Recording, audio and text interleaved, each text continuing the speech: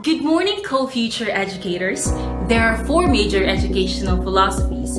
These educational philosophies are focused heavily on what we should teach, or in other words, the curriculum aspect. These educational philosophical approaches are currently used in classrooms all over the world, and one of these educational philosophies is Reconstructionism. Now, let us talk about it. That's interesting, miss. Then what is Reconstructionism all about then? What is Reconstructionism? Reconstructionism is an educational philosophy that views schools as tools to solve social problems. It emphasizes the addressing of social questions in a quest to create a better society and worldwide democracy. Reconstructionist educators focus on a curriculum that highlights social reform as the aim of education. They reason that because all leaders are product of schools, schools should provide a curriculum that fosters their development. Reconstructionists not only aim to educate a generation of problem solvers, but also try to identify and correct many noteworthy social problems that face our nation, with diverse targets including racism, pollution, homelessness, poverty, and violence. Rather than a philosophy of education, Reconstructionism may be referred to as more of a remedy for a society that seeks to build a more objective social order. The chief purpose is to reconstruct society in order to meet the cultural crisis brought about by social, political, and economic problems. Oh, now I have a little grasp of what Reconstructionism is. I'm just curious, miss. Who established that philosophy and education? Just like your favorite quotes that come from your favorite authors, Reconstructionism also comes from these leaders who founded this theory.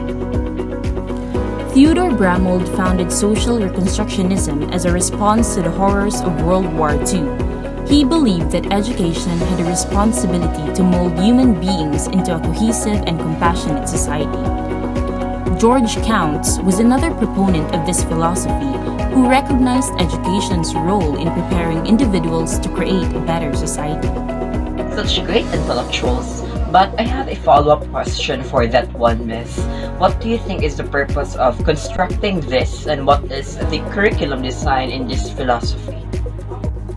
This time around, let us talk about the purpose and curriculum design of Reconstructionism philosophy of education. The purpose of Reconstructionism philosophy: critically examine all cultural and educational institutions and recommended change and reform as needed. To teach students and the public not to settle for what is, but rather to dream about what might be.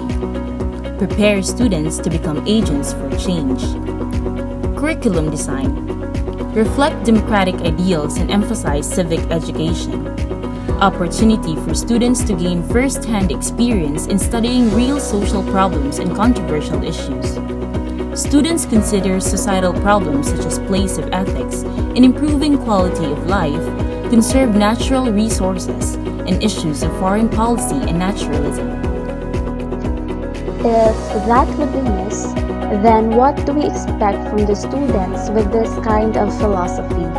And as part of the teachers, how can teachers make use of Reconstructionism inside the classroom? After learning about the purpose and curriculum, now here are the things that we expect from our learners with this kind of philosophy. Nature of the learner. Students are a critical element in bringing social change. Students are capable of initiating and adapting to change, especially if they are influenced by appropriate adult role models. As you're listening to our discussion about Reconstructionism, you might now realize the beauty of this philosophy and then later on plan of applying and integrating this philosophy into your way of teaching someday. So here are some instructional methods that we can suggest you follow. A class may read an article on texting while driving and watch a documentary on the need for awareness in school systems. Also, a police officer or a loved one of someone who has been affected by texting while driving may speak to the class and describe dangerous and fatal events that have resulted from choosing to text while driving. If the article, the movie, and the speaker inspire them, the students may take on a long-term awareness project. One group may choose to analyze the regional news coverage in texting while driving, while another may choose to conduct a survey, analyzing student viewpoints in the subject. Either or both groups may schedule meetings with political leaders and create programs or legislations. Alternatively, they might create a web page and present it to the media. All the while, the teacher advises and research techniques, writing skills, and public communication methods, building core skills that will be applicable across a broad range of topics. I'm truly stimulated while listening to you, Miss, and I think I want to become a teacher who carries this philosophy in teaching someday. What advice could you give to me, Miss, as future educator? To end our talk, Reconstructionism is one beautiful philosophy that we can apply to our teaching pedagogy in the future.